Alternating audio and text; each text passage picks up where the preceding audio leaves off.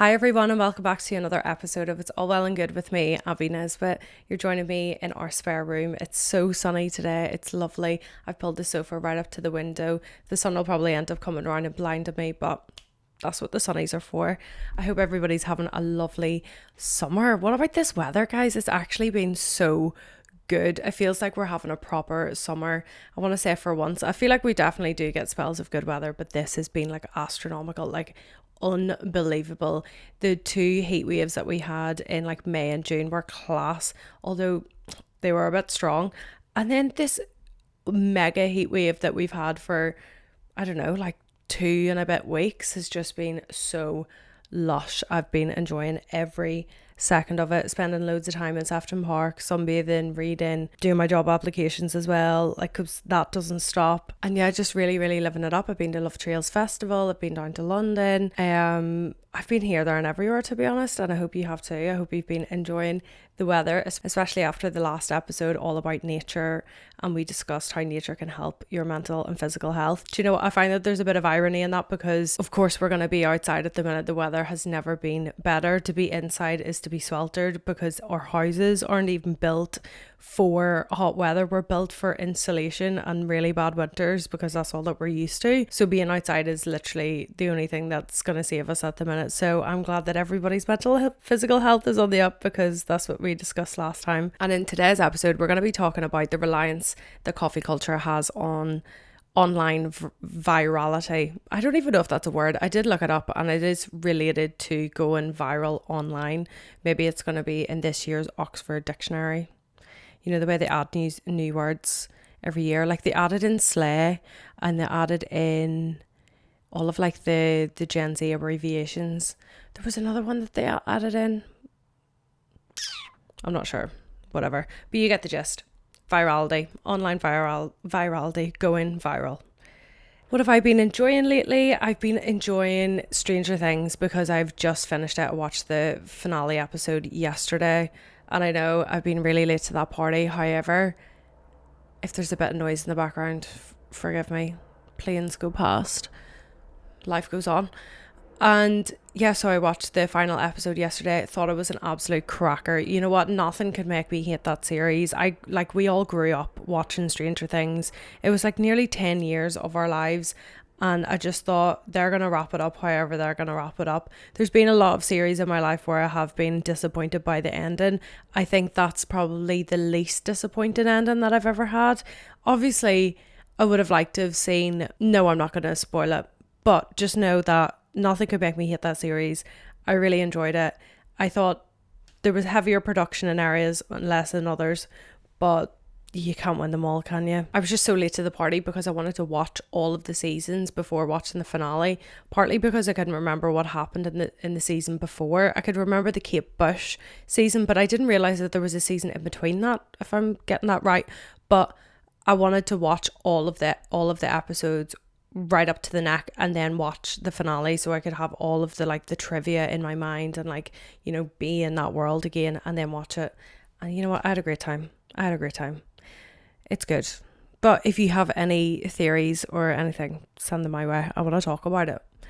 I just don't want to spoil it for anyone.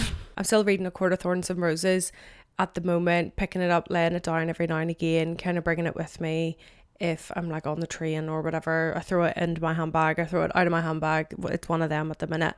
But I've decided to bring Girl, Woman, Other by Bernardine Evaristo on holidays with me, because I want something that feels like tangible, it feels real, it's raw, it's not heavily imaginative or fiction or descriptive that's going to take away from my surroundings that I'm going to see on holidays. So I want something that's just like punchier than that. Girl, Woman, Other is about 12 Black British women over the case of a few decades and how they're all kind of like intertwined into each other's lives. It's really special. It hits all of the really important topics that should be written and spoken about. And there's a lot of feminism in it. There's a lot of Black feminism in it. There's a lot of misogyny.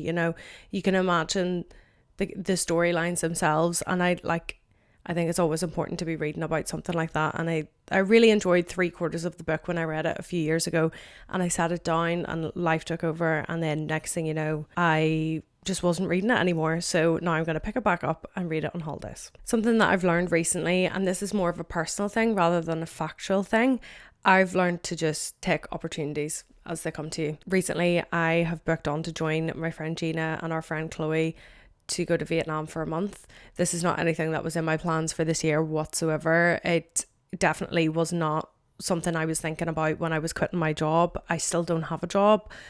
And there was just one day that Gina was talking to me about it, and she was saying, oh, I'm so excited. Like, I kind of wish you could come. And then I was like, well, what are the reasons why I can't come? Obviously money being one of them. But then slowly but surely, it's now just, I've just made it work, because I just think that I can't let this opportunity pass me. Like, I will never be able to experience something like this as free as this again unless I'm in another stint of unemployment. Because if I go back into work, it's going to take up so much of holidays to go for a month, etc. So I just thought, let's just make it work, using my savings, and I'm just going to go for it, and we're going for a month.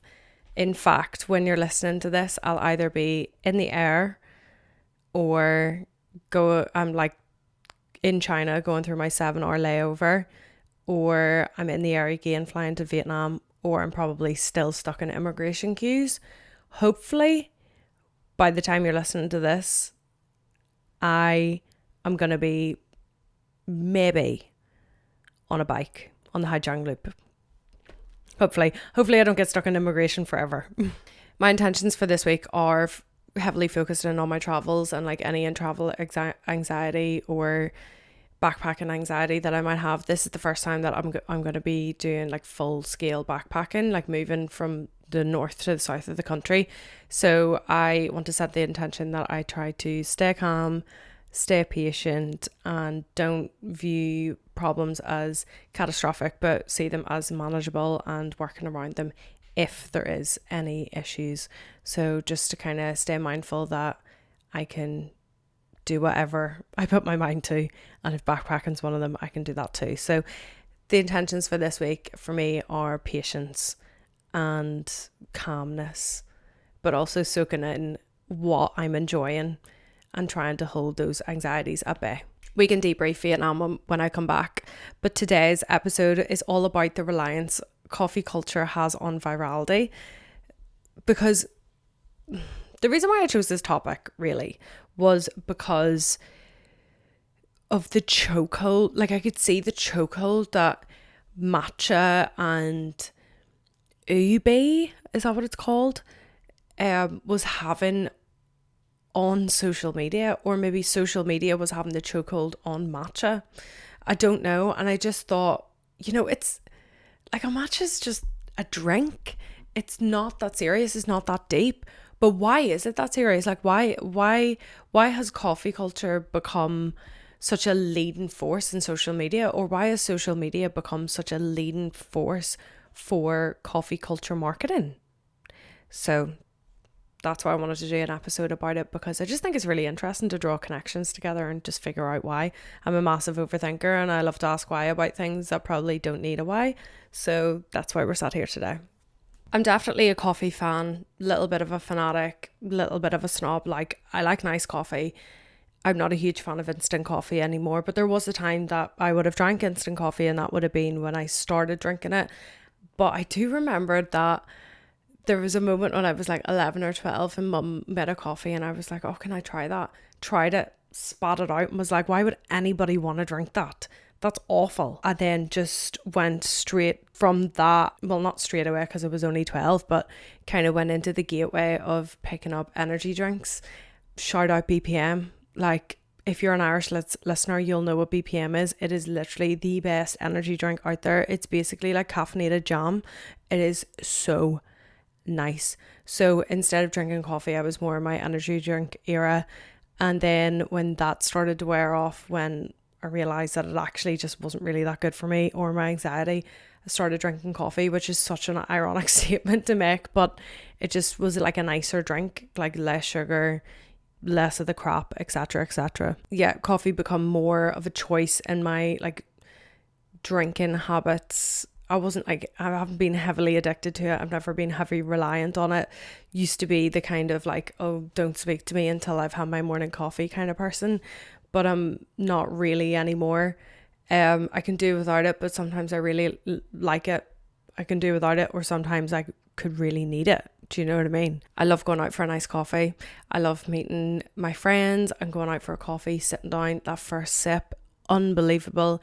Like an oat latte with a brown sugar, lovely.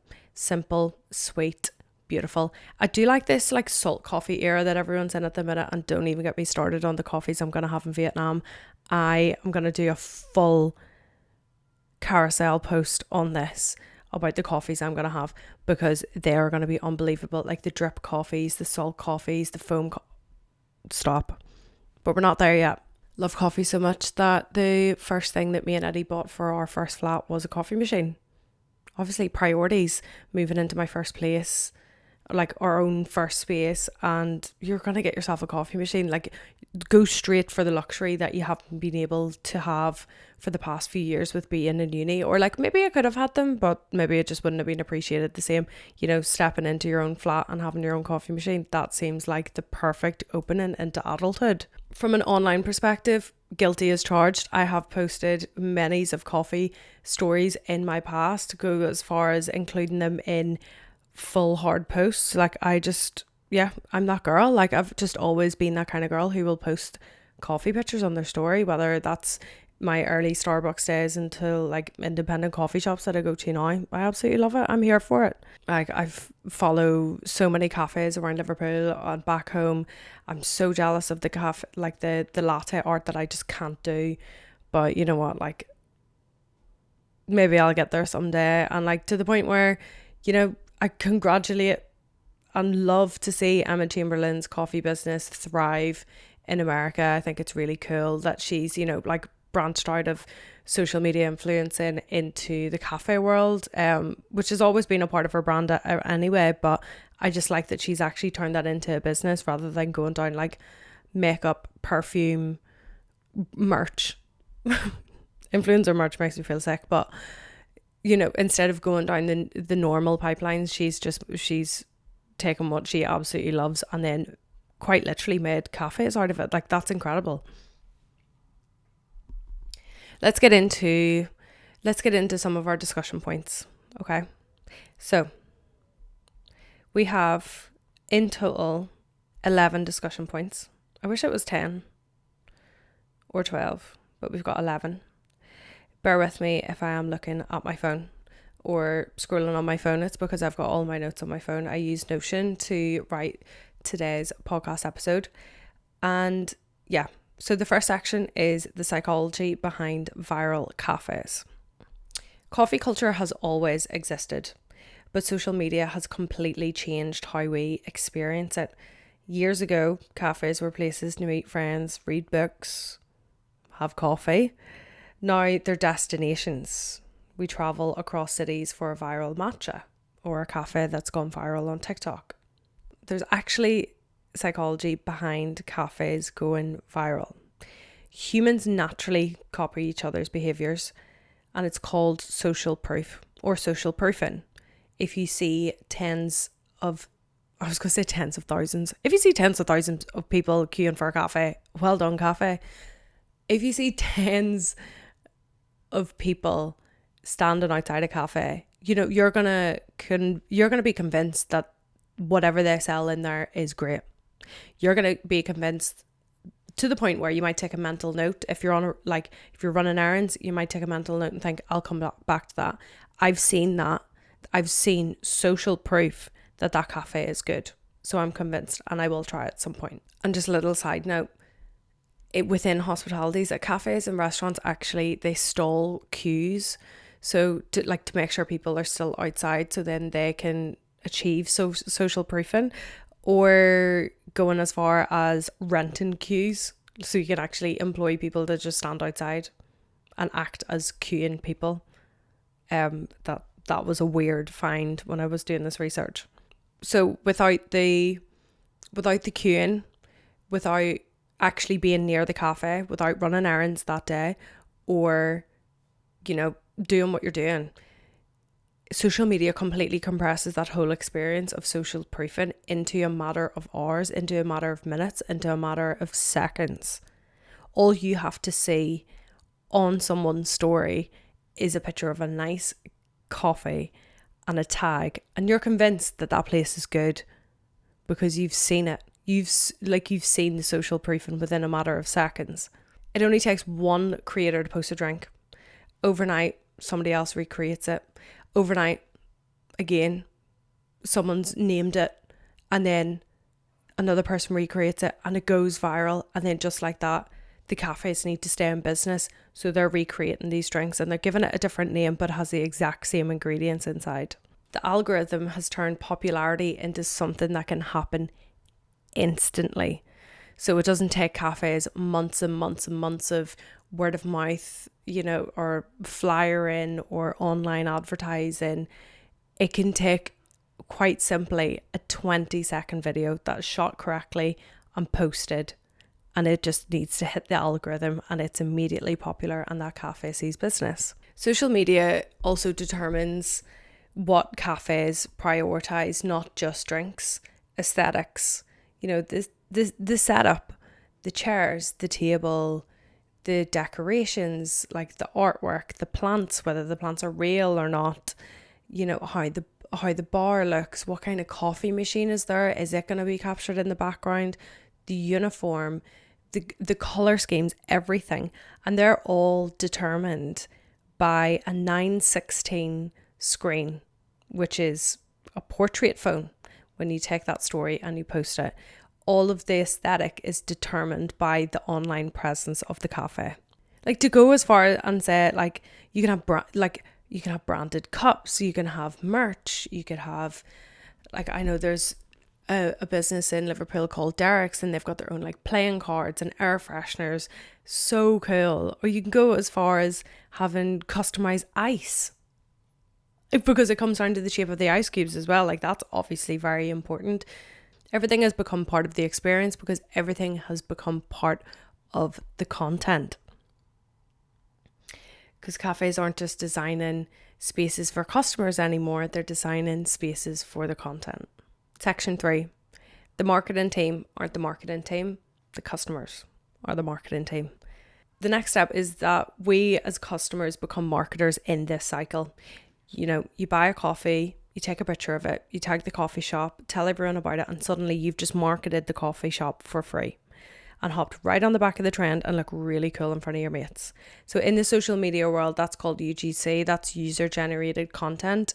A lot of content creators online may be given like gifted collaborations in return for UGC style content, or they'll be a part of a contracted paid collaboration where they get paid for making UGC style content as well as being gifted. Because people trust recommendations given by other people, especially in this digital age where there is a lot of AI and there's a lot of like fake generated content out there. People will trust other people's recommendations more than any kind of digital recommendation. So this kind of bridges the gap between a digital recommendation and a personal recommendation too. So a friend posting that they love that coffee, it's more reliable than a sponsored advert telling you how to spend your money. The customer experience itself has become the marketing strategy for the business. The viral machine. TikTok has had the lead role to play in the coffee culture online virality discussion that we're having. TikTok is the main character of this story, because going viral on TikTok is stronger, it's more achievable than going viral on Instagram. And that is solely just down to the fact that people will push their creative ideas a little bit further out of the box for TikTok because they have a personal attachment to Instagram. More of like a protection over Instagram, I would say, because it was our first social media app. It's seen our early days, we've seen the progressions of that. We built like a kind of a different digital presence on there, whereas TikTok is like the new kid on the block. Like, you don't like, it's like learning boundaries of the app. Virality seems to be so much more accessible, like with so much less effort. Whereas Instagram is, it's a lot more polished. It's a bit more chic. You put more time and effort into like curating those posts. Whereas with TikTok, you could literally post anything and you would go viral. But really all it takes is just a less than 20-second video filmed correctly at the right angle, pouring silky smooth milk over a sharp, hot espresso. And the coffee shop will go viral overnight, and there will be people queuing around the block. And that cafe hasn't just gained customers, it hasn't just gained followers, but it's gained cultural relevance. It's creating those online viral moments that are going to make the cafe culturally relevant. So coffee isn't just a drink anymore, really. It's an experience. It's an online experience as much as it is a physical experience.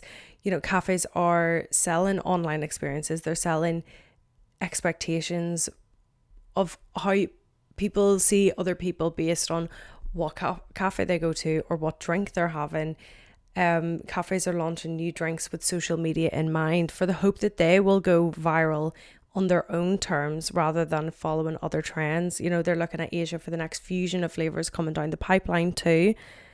I'm literally getting out of breath talking about coffee. A flat white, an oat latte and a matcha, they all communicate something about ourselves. And this all links to something bigger: coffee as affordable luxury. Coffee has become affordable luxury. It's a treat yourself moment. For example, right now, I don't have a job. The economy is in the bin. Inflation is on the up. People have less and less money. I'll hold my hands up and agree that I do like to go out for a nice coffee. I could possibly spend up to £6 on a coffee, which is absolutely crazy, because if you pushed me into a shop and you said, Abbie, buy that designer handbag, I would be way more reluctant to buying that. Now, I'm not saying it won't happen, but I would be way more reluctant to buying that designer handbag. And for what? Why? It actually doesn't even make any sense, because that designer handbag will live lifetimes more than that one coffee that I would buy for £6. So what is it about this affordable luxury? Economists refer to this as the lipstick effect. Before I get into actually what the lipstick effect is, I just want to note the misogyny that's behind the name of that. Lipstick, predominantly worn by women who are meant to have this stereotypical shopping behaviour, element, addiction, whatever you want to call it. It's funny that. Economists refer to this as the lipstick effect. People continue to buy relatively inexpensive treats when bigger luxuries feel out of reach. Coffee is an everyday indulgence. Why can't I speak? Coffee is an everyday indulgence that makes the ordinary day feel special. So of course, just like anything else that's great that's happening in our lives, we share them online. But it's not just the coffee, of course, it's the experience and where you get the coffee and where you might experience the coffee itself. So the rise of the third space. Cafes have become such a third space for Gen Zs, somewhere that's neither home or work, without the cost of hosting, and comes with Wi-Fi and oat milk. And with this significant third space, and by strengthening the connection between customers who heavily use social media and the space itself, means the space must provide what the customers are seeing online. The online version and the real life version have to match. I'm just going to take a quick breath just to acknowledge, I don't want to downplay this episode whatsoever, because I'm actually really, really enjoying it, but I just think it's absolutely crazy. Like the world's blurring, the lines blurring between coffee and an Instagram story. Coffee is a lifestyle prop. So let's look outside of the cafe for a minute. Think you've got your headphones on, you're walking through the city on the way to meet your friends after doing work or being to uni that morning. Your favourite song is playing, the sun is shining. Elevation, elevation, elevation, elevation. Next step, elevation. I know. You're going to grab yourself a coffee. So you stop and you grab yourself one. You're productive, you're creative, you're successful, and you're taking care of yourself. This day in the life, an online story motion, all relies on one simple prop: your coffee, your visual shorthand for the lifestyle you're creating.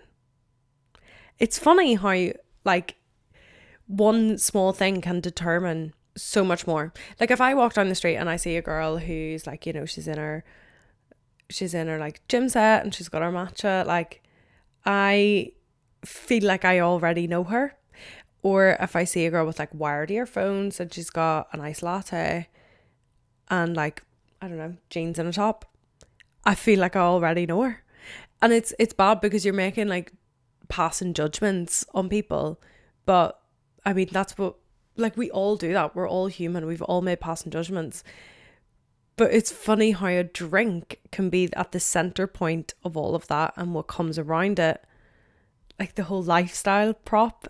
I think that's quite like, it's quite funny, it's quite sweet, and it's quite human. And it wouldn't be this episode if we didn't talk about the absolute matcha takeover that happened around the world, I guess. So what makes matcha so popular? It must be because of the snot green colour, obviously. Like that's more confusing than it is enticing, which kind of leads to you being interested in trying it. Like, how could something of that colour that is not associated with a lot of nice drinks be so viral? So if you try it and you like it or you don't like it, it doesn't matter to the viewers that are looking at your Instagram story anyway, because you just look like the girl who jumped on the trend. Because it's funny, I don't think matcha became popular despite social media. I think it became popular because of social media. Matcha's been around for years. Like, this isn't just a new revelation that was made in a lab somewhere. This is like historically, culturally, has been around for years. Like, it's pure tea leaves, which is ironic because we're talking about coffee, but it's a higher caffeinated drink, isn't it? So it's seen as like another alternative. It's added into the, not just tea, coffee or matcha.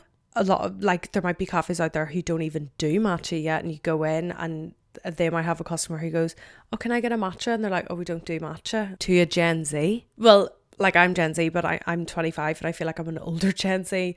But like, to a younger Gen Z, that might absolutely just sidetrack the whole day. What do you mean? You don't have matcha? I kind of get it with the matcha thing. You know, it's colourful.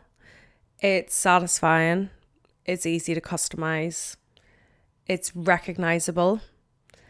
And comes with that what you know about like matcha lifestyles when you see it. So with cafes selling matcha, they're also selling something that people want to film before they drink. You know, it's directly linked to like wellness, Pilates, morning routines, journaling, clean girl aesthetic, productivity, self-care, all of those kind of vibes. And all of these categories chime perfectly with the healthier benefits of matcha too. You know, antioxidants, slower caffeine release, less jitters, apparently improved focus. So, you know, matcha had the aesthetic boom in 2020 to 2022, and then it went absolutely mainstream. It went platinum record in 2023 to 2024. Making it now tea, coffee, and matcha instead of tea and coffee. So the business impact of matcha. Matcha is probably the clearest example of social media not just influencing, but almost slightly controlling what people buy in terms of when they're in a cafe. You know, cafes didn't create the matcha trend, consumers did. So they saw millions of people posting green drinks online, so the businesses had to catch up. It created a wave of business impact, all from matcha via the consumer. And into our very final point about the problem with going viral. See, the interesting thing about social media is that trends don't start because something is objectively better. They start because something is more visible. It's went viral because of the snowballing viewer count. That doesn't actually determine if the coffee tastes any better than the coffee that you have at home.